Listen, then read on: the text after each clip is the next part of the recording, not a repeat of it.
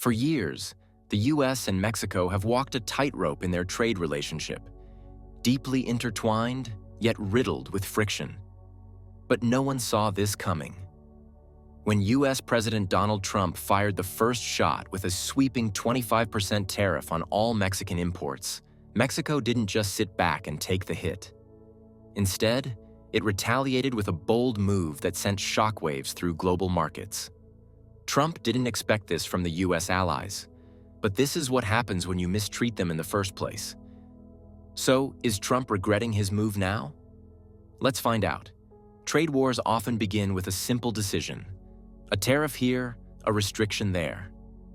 But when Donald Trump announced a sweeping 25% tariff on all Mexican imports, he ignited a geopolitical firestorm that no one saw coming. Within hours, markets plunged, businesses panicked, and allies turned against Washington. But perhaps the biggest shock came not from China, Canada, or the European Union, but from Mexico. Mexico's response wasn't just swift, it was calculated. In a press conference on Tuesday, March 4, 2025, Mexican President Claudia Sheinbaum announced that Mexico would retaliate with its tariffs on US goods. However, unlike Canada, which immediately imposed countermeasures, Sheinbaum delayed Mexico's response until Sunday. This left analysts and policymakers speculating: was Mexico trying to de-escalate the situation, or was it simply waiting for the perfect moment to strike back? Sheinbaum's words were measured but firm. "There is no justification for this decision that will harm both of our nations," she stated. "It's inconceivable that no thought is being given to the damage this will cause to US citizens and businesses." By delaying the retaliation announcement, Mexico did two things at once. It bought time for negotiations, and it left the world in suspense. What would Mexico target? American agriculture? The auto industry? Consumer goods? The uncertainty shook markets, drove up prices, and forced US companies to pressure the White House for a resolution.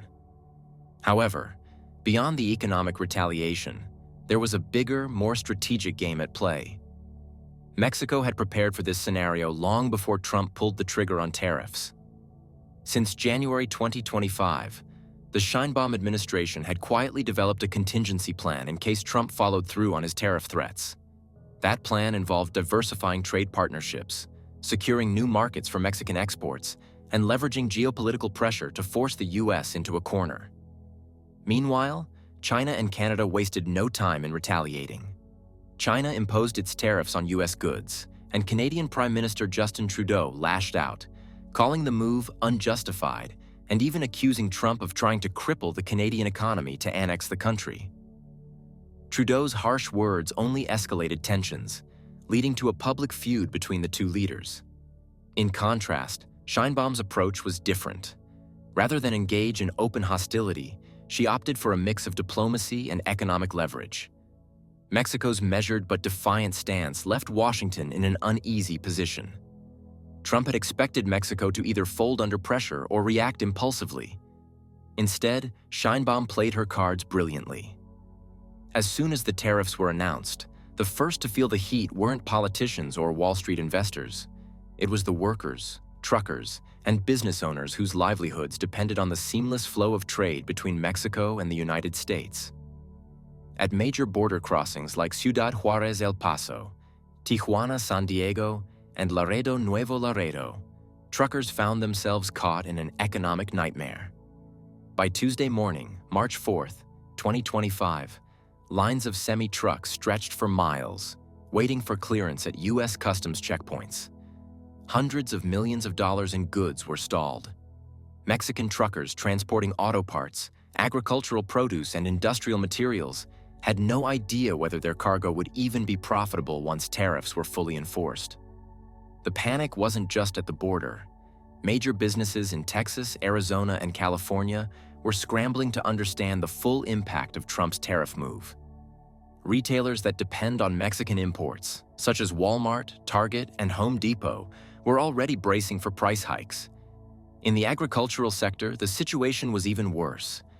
American farmers, particularly corn, dairy, and pork producers, feared Mexico's retaliation. In 2018, during Trump's first trade war, Mexico had responded to U.S. tariffs by slapping duties on American pork and dairy products, causing billions in losses for U.S. farmers. Many feared history was about to repeat itself.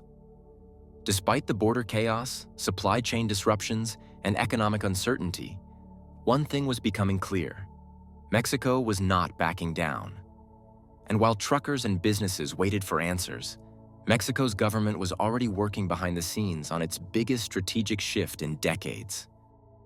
Here's a reminder to please like and share the video and subscribe to our channel to watch more videos on Africa's geopolitics, economy, and changing landscape. Let's continue now. While the US-Mexico border descended into chaos, Mexico's government wasn't panicking. It was executing a plan that had been in the works for months.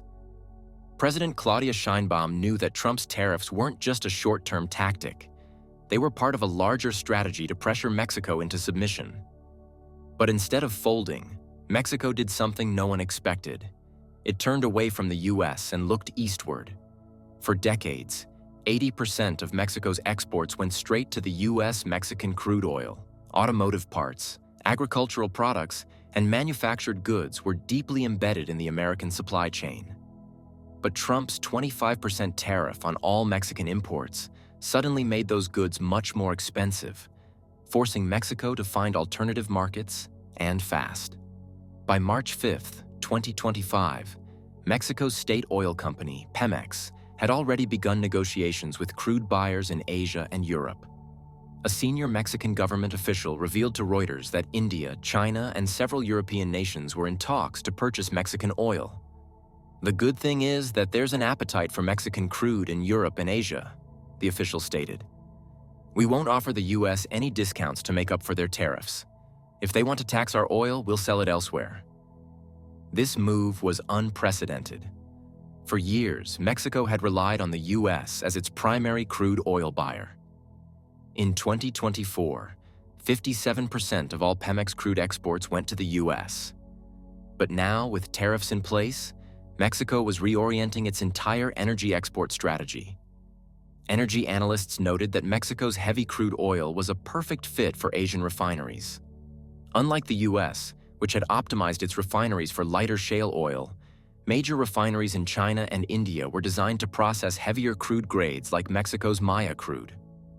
China and India have been looking to diversify their crude supply, said an oil trader familiar with the negotiations. With Russia's oil already flowing to Asia, Mexico's crude will give them another option. And Mexico gets a stable buyer outside the US. The strategy was clear. Mexico would use Trump's trade war to accelerate its economic independence. It would sell its oil to Asia, deepen economic ties with Europe, and reduce its reliance on American buyers. But oil wasn't the only industry affected. Mexico's agricultural sector and manufacturing industry were also at risk. The US tariffs had already begun disrupting exports of avocados, tomatoes, tequila, and auto parts. Rather than wait for American businesses to collapse under the weight of higher costs, Mexico immediately opened discussions with European and Middle Eastern trade partners. "We are seeing renewed interest from Europe," said a Mexican trade representative. Several countries that already buy Mexican produce are looking to expand their orders. By March 6, 2025, Sheinbaum's administration had made it crystal clear. Mexico would not beg the US for relief. Instead, it was making long-term economic shifts that could permanently alter its trade dependency. This was no longer just a trade dispute. It was a full-scale economic realignment. And Washington was starting to feel the pressure. As tensions reached a boiling point, Sheinbaum made a diplomatic yet firm move. She got Trump on the phone. According to sources close to the Mexican government, the conversation started cold. Trump, known for his hardline stance, refused to budge on the tariffs. But Sheinbaum, unlike Canadian Prime Minister Justin Trudeau, who immediately lashed out at Trump, took a different approach. She didn't just condemn the tariffs. She made Trump see the bigger picture. She reminded him of Mexico's recent cooperation on drug enforcement, including the capture and extradition of key cartel leaders. She pointed out that Mexico had already sent 10,000 troops to secure the US-Mexico border to curb illegal migration. Most importantly, She warned Trump that pushing Mexico too far would drive it closer to China, a geopolitical nightmare for the US. And then, something unexpected happened. Trump blinked. By the end of the call, Trump made a surprising announcement. Tariffs on all Mexican goods covered by the USMCA trade agreement would be paused until April 2nd. In a post on his social media platform, Truth Social, Trump wrote, "Out of respect for President Sheinbaum, I am granting this reprieve.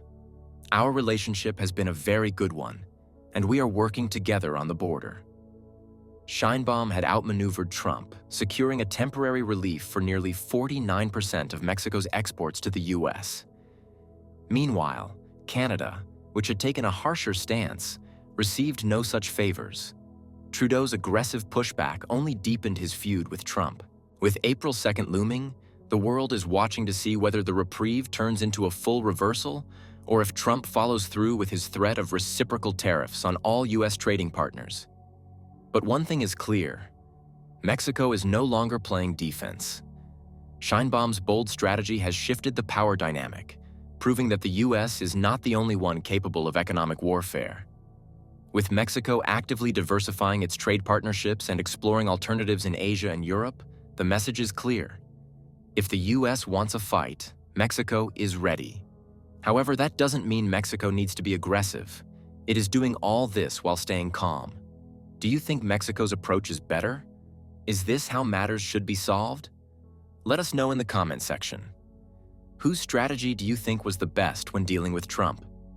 Do you want to watch more videos like this one? If yes, subscribe to our channel and press the bell icon next to it. We have decided to bring videos on something nobody talks about: African politics, economy, and increasing power. Thanks for watching, and until the next video, stay tuned. Tell us what you think in the comment section. Like and share the video, and subscribe so that you don't miss any of our African videos. It's the best way to support us.